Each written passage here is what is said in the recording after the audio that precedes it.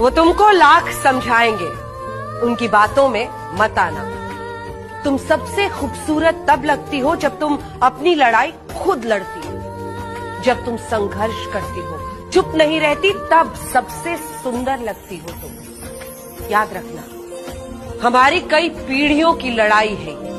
वो कविता है ना, मैं उस माटी का वृक्ष नहीं जिसको नदियों ने सींचा है, बंजर माटी में पलकर मैंने मृत्यु से जीवन खींचा है।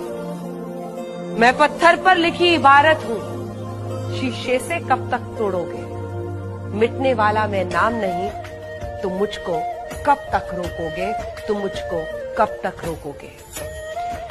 इस जग में जितने जुल्म नहीं, उतने सहने की ताकत है। तानों के भी शोर में रहकर सच कहने की आदत है। मैं सागर से भी गहरी हूं,